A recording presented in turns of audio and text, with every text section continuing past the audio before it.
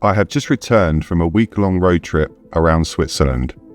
We drove over 600 miles and visited some of the most beautiful locations I've ever seen. In this video, I'll break down where to go, how to get there, what the costs were, and please watch to the end for a host of tricks and tips I discovered along the way. Whether you're looking for waterfalls, viewpoints, alpine towns, mountain ranges, canyons, or a car train, I hope this guide helps you plan your trip to one of the most beautiful countries in the world. If you enjoyed the video, please like and subscribe. We flew into Basel from London Stansted and had a pre-booked hire car waiting for us. When booking, we chose a Ford Puma and ended up with a Toyota CHR hybrid. It was a great car that served all our needs. Plenty of space, solid performance on the steeper hill climbs, and a very comfortable ride. Our first destination was a small town of Wilderswil. Located just south of Interlaken, it served as the perfect base to explore loads of nearby points of interest. On the first day, after a drive of 153 kilometres from Basel to Wilderswil, we headed straight to Trümmelbach Falls, which is located 3 kilometres south of the popular town Lauterbrunnen.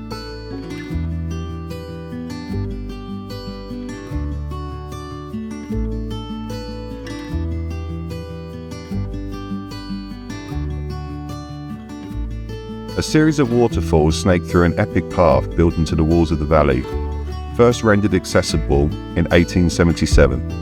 It took us around 90 minutes to explore the whole walk. There are 10 levels in total, and there is a lift that will take you from the lower level to between the 6th and the 7th. We absolutely loved coming here. Every waterfall was unique, and the sound of the water echoing off the walls was incredible.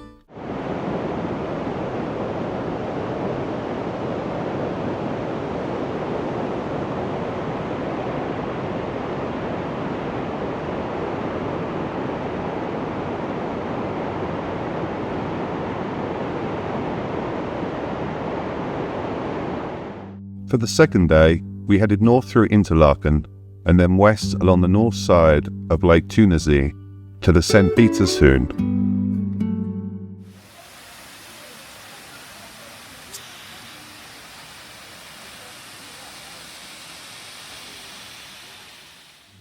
There are 2 main car parks, and then it's a short walk up to the entrance. There is a cafe and restaurant at the entrance and exit of the caves. There's also a museum located halfway down the path. Free entrance to the museum is included in the entrance fee.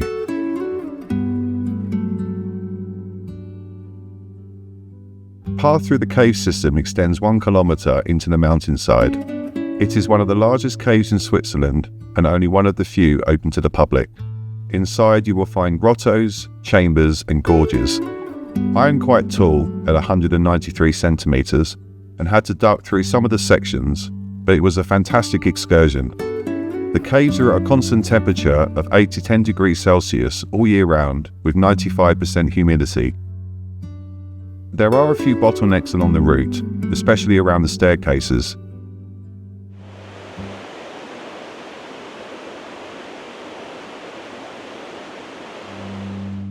I suffer from claustrophobia, but didn't feel panicked at any stage, except for perhaps when we reached the furthest point and realised we were so deep in the mountain. My biggest takeaway from here was the diversity of the different parts of the cave system. Some are filled with beautiful waterfalls rushing in and out, others are almost silent, with stalactites and stalagmites in every direction. All in all, we spent around 90 minutes in the caves, but we moved through at a relatively fast pace. We took advantage of the views outside afterwards and bought some lunch from the cafe and looked out over the lake. A great experience all round, and I highly recommend you make the trip. In the afternoon of the same day, we drove 27 kilometres back through Wilderswil and then southeast to the Grindelwald Glacier Canyon.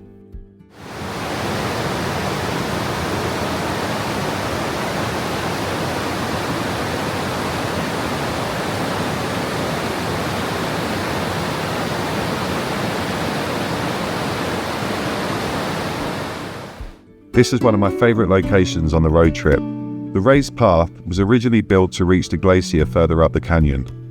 As the glacier receded, the path was extended, but eventually they gave up. Do not let that put you off though. The roar of the rapids bouncing off the 300-metre high canyon walls was immense.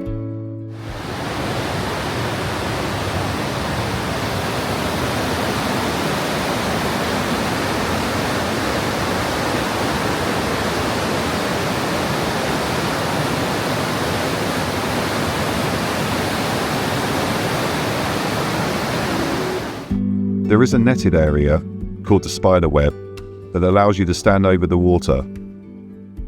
If you are feeling brave, there is also a swing that unfortunately I didn't capture on film, but I did see a gentleman take part and it looked wild. I would allow a couple of hours to explore at a casual pace, and the nearby town of Grindelwald is also worth a visit.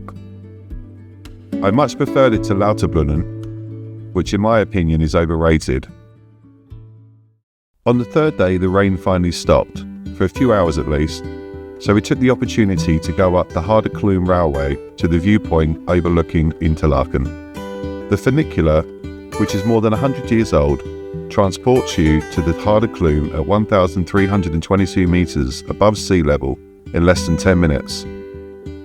We parked at the main train station in Interlaken and bought our tickets from the kiosk there. After a 5-minute walk to the Klum station, we were lucky to get on the first train available up the mountain.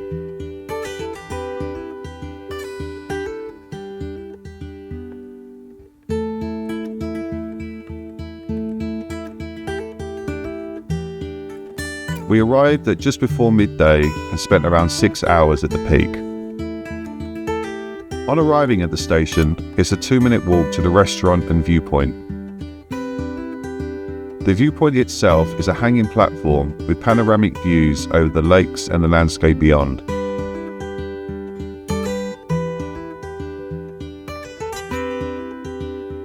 I absolutely loved it up here. The food was fantastic and the views were just mesmerizing.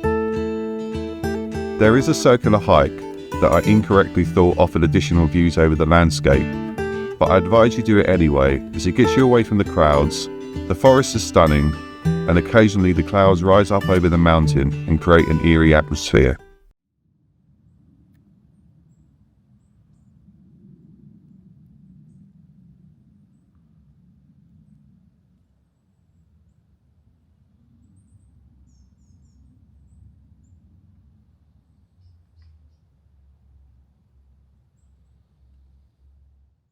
On our return to the restaurant, we got some food and spent a couple of hours looking out over the stunning Swiss countryside. There is also a cafe if you prefer something less expensive or lighter to a main course.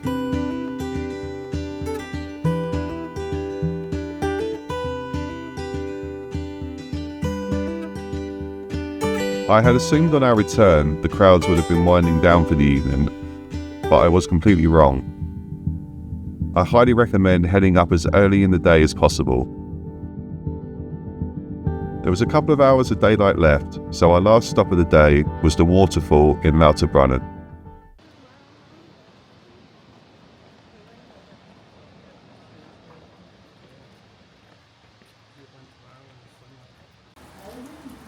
On our arrival, we noticed there was a path leading up to Falls, so we parked up and set out on the route. This was slightly underwhelming to be honest, but I'm still glad we did it.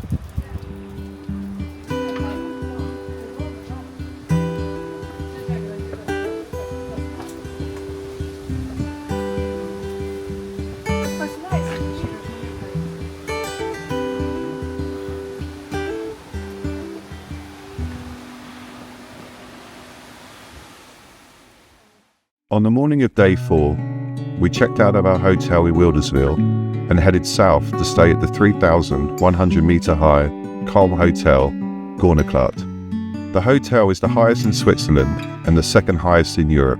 It's important to note you do not have to be a guest to visit the hotel and surrounding viewpoints. You can purchase a train ticket online or in Zermatt, and the last train back down varies day to day.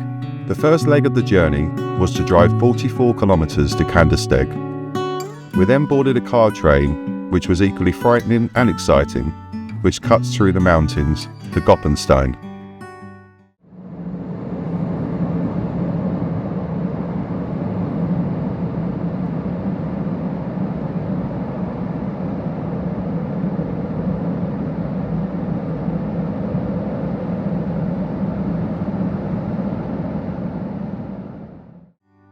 From there we drove 51 kilometres to Tesch, where we left the car in a multi-storey car park and boarded a train to Zermatt. It's important to note that Zermatt does not have public road access. On arriving in Zermatt, the last step was to board the Gornergrat Bahn railway to reach the hotel. The whole reason for all this effort, apart from the opportunity to stay at Switzerland's highest hotel, was to see the Matterhorn. It's been my favourite mountain since I first saw it in a book as a child, and I always hoped one day I'd get the opportunity to see it in real life.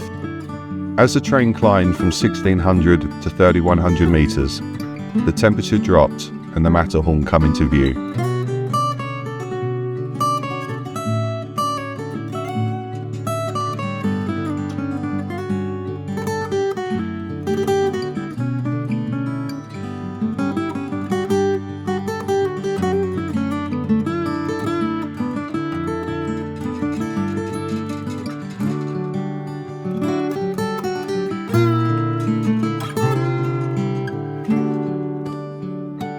On arriving at the final stop, all the effort to get here was instantly worth it.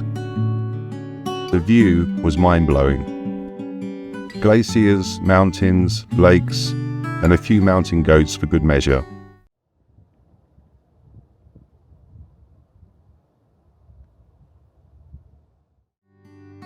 We opted for a room facing the Matterhorn, which didn't disappoint.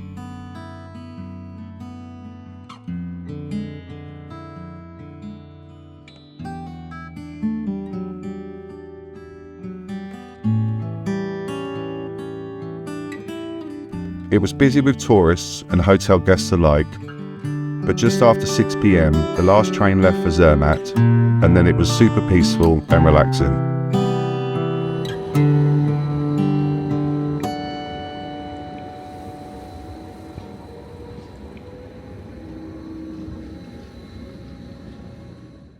There was an atmosphere that's hard to describe at that location. Because of the altitude, low guest numbers, and the remoteness, there was a feeling of being away from the world. It's worth mentioning we did both experience altitude sickness though. My partner had quite an intense headache for most of the night and didn't sleep well. I, on the other hand, was able to sleep, but had surreal dreams that made me drift in and out all night. I spoke to the receptionist when checking out, and he mentioned it's quite normal, and after 24 hours it usually stops. Unfortunately, we only stayed the one night, although I feel that was the right decision. It's an experience I will never forget, but there isn't really anything to fill the day with, apart from hiking. If that's your thing, fair enough. But I'm glad we put the effort in, and it was a once-in-a-lifetime experience. When we stayed, which was in September 2024, there was ongoing building works. We were made aware beforehand when booking, and it didn't spoil the trip. They did reduce the luxury somewhat. Consider this if you decide to visit. On day 5, we headed back down the mountain to Zermatt, then to Tesch, and drove back towards Interlaken. We opted for a different hotel, this time at Iseltwald, as we wanted to explore more locations to the east of the lakes. After checking in at the Strand Hotel, we ventured out to another beautiful spot, Giesbach Waterfalls.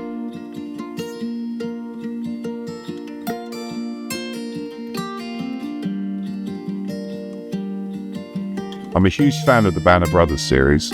Many of my trips abroad have been to visit locations Easy Company spent time in during their European campaign in the Second World War. Although they never came to Switzerland, the filming of episode 10, Points, was captured at the Grand Hotel, Giesbach. After a 19-kilometre drive and parking nearby, we headed up a steep path towards the falls.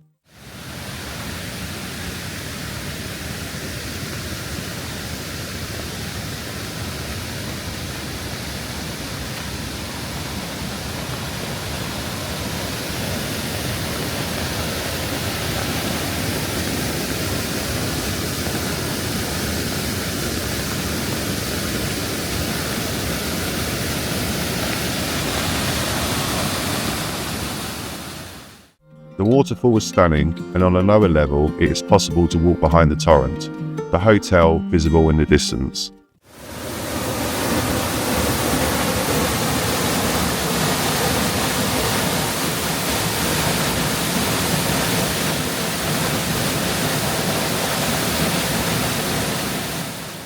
I did originally plan to book a room at the hotel. A room with a waterfall view was 563 francs per night, but they couldn't guarantee a balcony. This seems like a misstep, as arriving and finding you didn't have one would have been a huge blow. Secondly, although the Kulmhotel Gornergrat was 112 francs more per night, I feel it was, on balance, better value given the location and uniqueness. It was great to visit though, and it is absolutely stunning. The grounds are open to the public, mostly, and we had a nice stroll for around 30 minutes.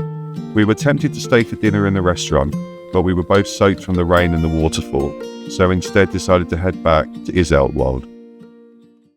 Day 6 was a busy one. The end destination was Rhine Falls, north of Zurich, but we really wanted to go to Liechtenstein along the way. As we had previously visited Italy, Germany and Austria, we figured it was now or never. But before leaving the area, we had one more place to visit nearby, the 120-metre high Trümmelbach Falls. The drive was only 26 kilometers away, and the rain looked like it was starting to calm down somewhat. We followed the sat-nav and ended up at a car park on an industrial estate. Turns out this was correct, which was very odd. We are both fans of the Sherlock Holmes books. Arthur Conan Doyle visited in the 19th century and was getting tired of writing stories about the Baker Street detective. After venturing to the falls, he decided to make it the location of Sherlock and Moriarty's final showdown. We purchased train tickets and immediately boarded the funicular up the mountain.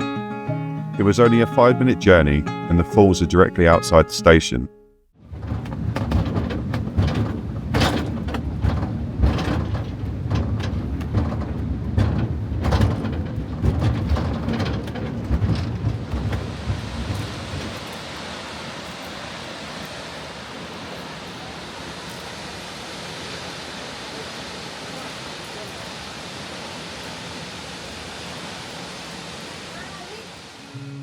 There is a path that snakes up the mountain and goes above the falls. If you then continue back down the other side, you can reach the infamous ledge where Sherlock and Moriarty had their fight to the death. But after the past 4 days, we were too tired to venture up. After an hour or so, we ventured back down and carried on our journey to Liechtenstein.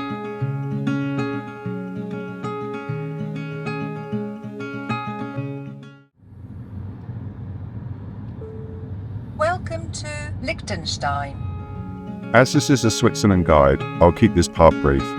We visited the capital, Vaduz, and stayed for 2 hours. Lovely city, and although there isn't much to do, it was nice to add another country to the list, and Liechtenstein is the 6th smallest in the world. If you do visit, make sure you stop off at the tourist office. They can stamp your passport, although the UK Home Office advises against this, so we opted for a postcard instead. Our last stop of the road trip was Rhine Falls, located 148 kilometers from Vaduz and 50 kilometers north of Zurich. As it was 6 p.m. when we arrived, we opted for the east side, which offers the highest viewpoint.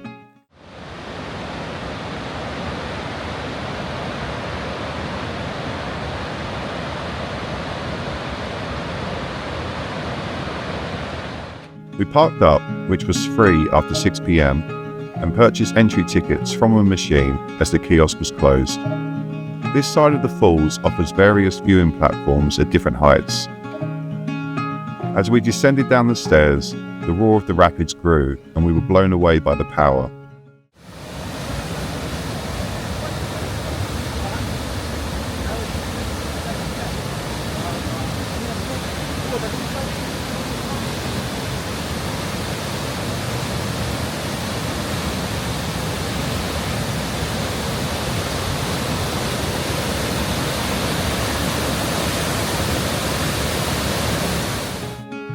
The lowest platform hangs over the falls, but the one above was my favourite. You can touch the water and it's the closest you can get to the rapids. The noise was deafening.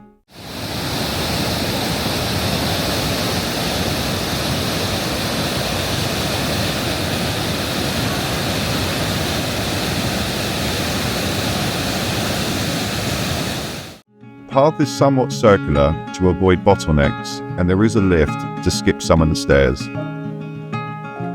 We stayed for dinner at the Lauterbrunnen restaurant, which shares its name with the castle it resides in. For accommodation, we booked a room at a local's house 2 kilometres from the falls. For the 7th and final day, we revisited the Rhine Falls, this time on the west side. This is definitely the more touristy area. There are various colour-coded boats that offer trips to the falls. We opted for the yellow, that takes you to a rocky outcrop in the middle of the rapids. After boarding the craft, it was a 5-minute ride to reach the platform.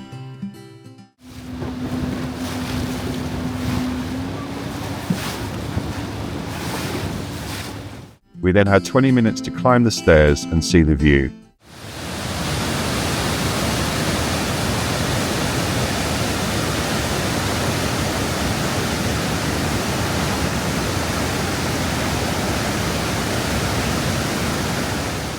The view was nice, and it was great to stand in the middle of the falls.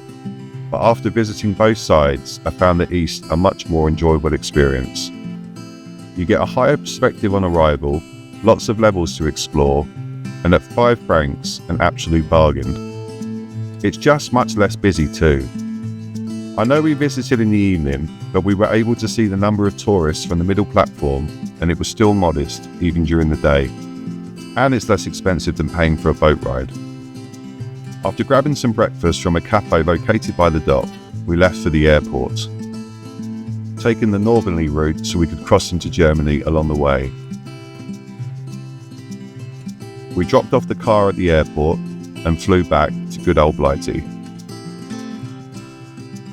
A quick few tips before I finish the video. If you can, hire a car. Even with full insurance and no excess, fuel and parking, it was still much cheaper than the Swiss rail passes. The car cost us a total of 545 francs for 7 days. 2 adult rail passes for 6 days are 738 francs. Check reviews on accommodation. The first hotel we stayed in had no lift, very small room and no storage. Strand Hotel, on the other hand, was great and wasn't that much more expensive. I wish we'd stayed there for 4 nights instead of just the 1. Be prepared for how expensive it is. You can save money by avoiding restaurants and instead shopping at local supermarkets. Most other costs are unavoidable if you wish to visit everything on offer, but prices vary massively, so prioritise where you wish to go. Also, many hotels offer discount cards to help with the entry fee at some locations.